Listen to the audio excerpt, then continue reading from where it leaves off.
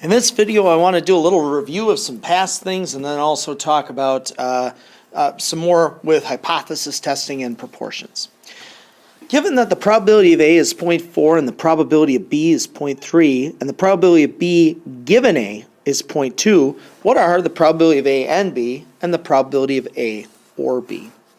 Well, I'm going to first call your attention to this probability of B given A. Remember, this is the conditional, where what's the probability of B occurs given that A has already occurred. And there's a formula for this. And it can be found in that formula and tables packet that you have. It's on the AP exam.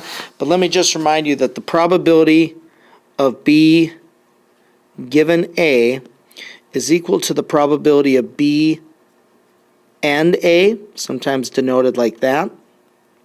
Okay, remember that upside down U means and, over the probability of A. So it's always the probability of B and A divided by the probability of the part that was given.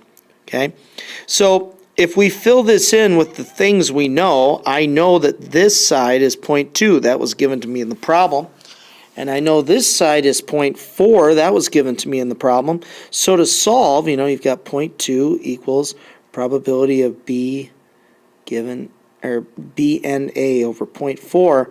Multiply both sides by 0.4. And we find out that it's 0.08. So I know it's not A and it's not C. After that, you can use either a Venn diagram to figure out the probability of A or B. Or we used to do this. We'd say if this is A and this is B, I now know this is 0.08, and therefore this is 0.32 and this is 0.22, because the entire probability here would be 0.4 and the entire probability here would be 0.3, and you could just add them up. Or you could use the formula that says to find the probability of A or B, we simply add the two together and subtract the probability of A and B, because we would have counted that twice. It's 0.62. So the answer is B. Okay, so just some reminders of some of these probability formulas. A national polling organization wishes to generate a 98% confidence interval for the proportion of voters who will vote for candidate I.M. Sleazy in the next election. The poll is to have a margin of error of no more than 3%. Well, please remember our margin of error formula, remember, is always our test statistic, and then multiplied by the standard deviation of the statistic. So for us, a 98% confidence interval, if you look at a quick drop in some things that we have used in the past from our formula sheet. Remember, the way we build a confidence interval is the critical value. For us, it'll be a z star times the standard deviation of the statistic. And of course, since we're doing a proportion, we'll use this. So 98%, z star is 2.326. So we've got 2.326. If we haven't been given a proportion, we use 0.5. So I use that formula over n, and this is equal to our margin of error, which is 0.03. So I usually divide right away by 2.326, and then we could square both sides, so we could get rid of this. Okay, so at this point then I've got, multiplying the top of that fraction, I got 0.25, and then I've got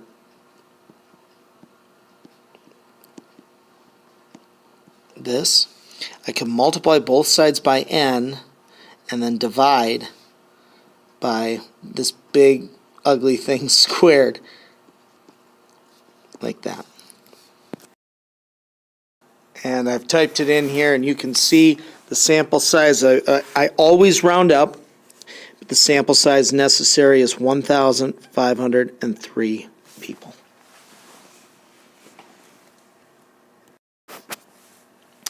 A health screening group takes a simple random sample of 500 people over the age of 40 to test the claim that 28% of people in this age group have regularly scheduled checkups.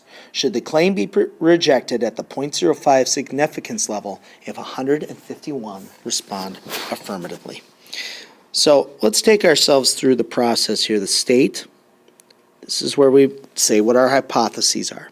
So we begin with the null is that our proportion is 0.28. And we haven't been really given a, is it greater than, less than.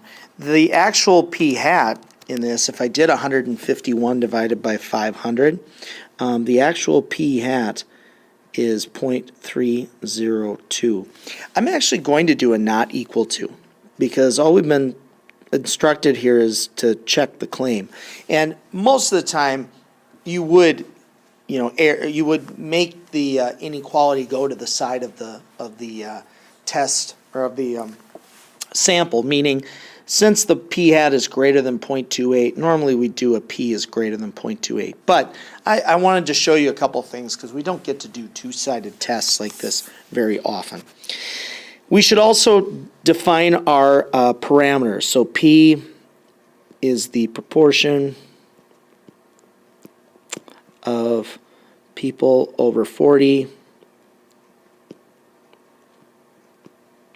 who have regular checkups. Okay. So if we're going to use symbols here, we should always define what they are. All right, plan. Well, my plan is to do a one proportion z test. The conditions, it was a simple random sample. 500 sample size is less than or equal to 1/10 all people over 40.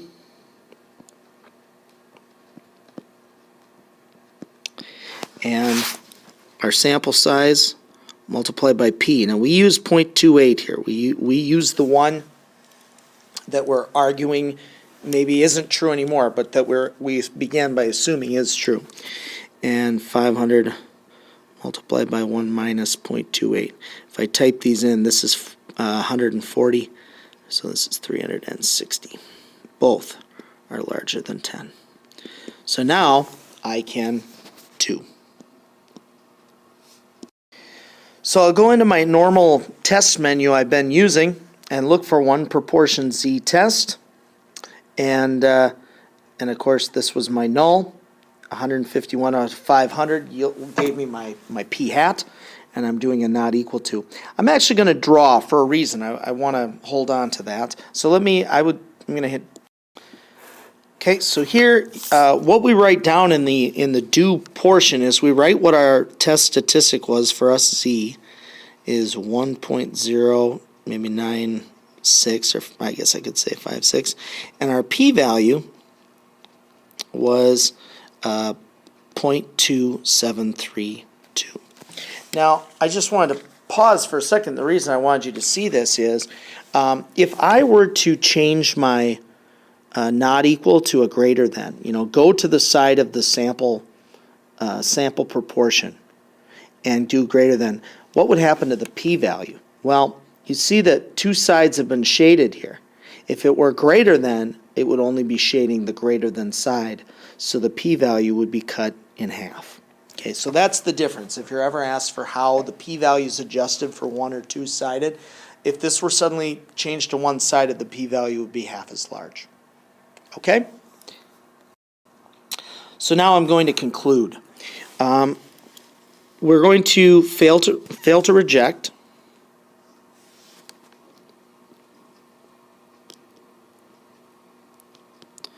And when we do that, whenever we make a conclusion, we should tie it to really why we failed to reject. And our reason here is that 0.2732 is greater than the significance level we were asked to check. Our p-value was larger than 0.05. And I know that seems silly because we've just said that, but sometimes you're asked to pick your own significance level, so this gives you a chance to talk about it. So always, after you say what you're doing, fail to reject the null or reject the null, say why, what numbers led you to this conclusion. And now let's put this in context. All right, we do not have evidence that the proportion of people over 40 who get checkups is not 0.28. That's simply it. In context, we failed to achieve the significance to show that that number was false.